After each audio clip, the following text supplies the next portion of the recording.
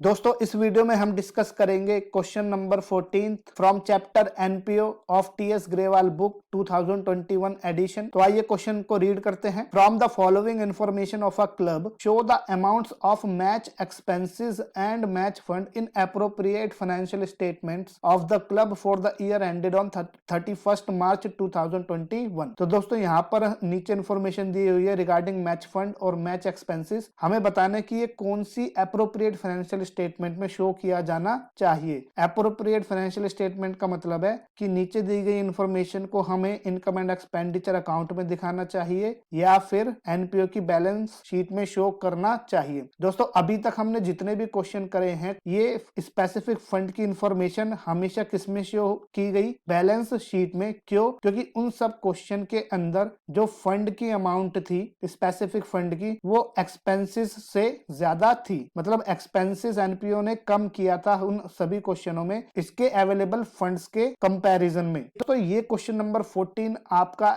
ऐसा क्वेश्चन है कि यहाँ पर अगर हम चीजों को ऑब्जर्व करें तो यहाँ पर ये जो एक्सपेंसेस हैं वो है 1,02,000 रुपीज के, और जो टोटल मैच फंड एनपीओ के पास अवेलेबल है वो है 24,000 ओपनिंग में था। 40,000 की डोनेशन इसको रिसीव हुई थी मैच फंड के लिए और 15,000 रुपीज की मैच टिकट सेल करके ने प्रोसीड्स रिसीव हुई हैं।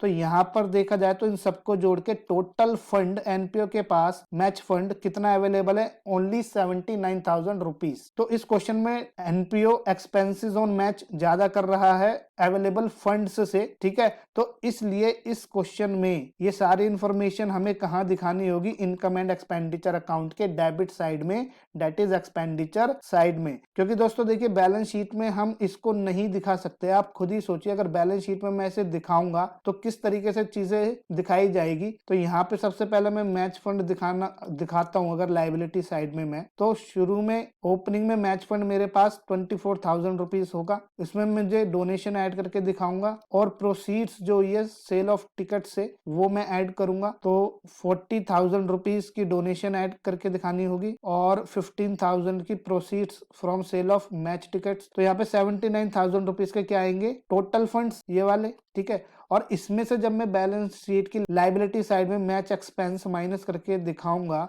तो दोस्तों यहाँ पे मैच एक्सपेंस तो टोटल कितने हैं? 1,02,000 रुपीज के, ठीक है। तो यहाँ पर क्या होगा? फिगर नेगेटिव में आने लगेगी, माइनस में आने लगेगी। तो इसी वजह से ये बैलेंस शीट में पॉसिबल नहीं है इसको शो करना। बैलेंस शीट में हम मैक्सिमम अगर दिखाना चाहे तो सिर्फ कितना दिखा सकते हैं? जितने फंड अवेलेबल है। तो हम यहाँ 79,000 ही माइनस कर सकते हैं और यहाँ पर वैल्यू क्या आएगी? अल्टीमेटली निल। तो जब बैलेंस शीट में value at the end zero आनी है, निल आनी है, तो इसलिए हम उसे बैलेंस शीट में नहीं दिखाएंगे। हम सीधा क्या करेंगे कि वो जितना भी एक्सेस अमाउंट पे किया जा रहा है 1,02,000 रुपए में से एनपीओ के पास जितना फंड्स टोटल अवेलेबल है उतना खर्चा तो NPO out of total fund कर देगा, डेट इज 79,000। और इन दोनों का जो डिफरेंस आएगा 23,000 रुपीज ये एनपीओ को out of his own general funds और अपनी खुद की पॉकेट में से पे करना पड़ेगा। तो दोस्तों आइए इसका सॉल्यूशन आप देखते हैं। मैंने आपको पूरी तरीके से इसको समझाने की कोशिश की है, आई होप आपको समझ आया होगा। तो आइए इसका सॉल्यूशन देखते हैं। तो सॉल्यूशन में दोस्तों आप लिखेंगे there is a specific match fund hence the accounting treatment would be as under.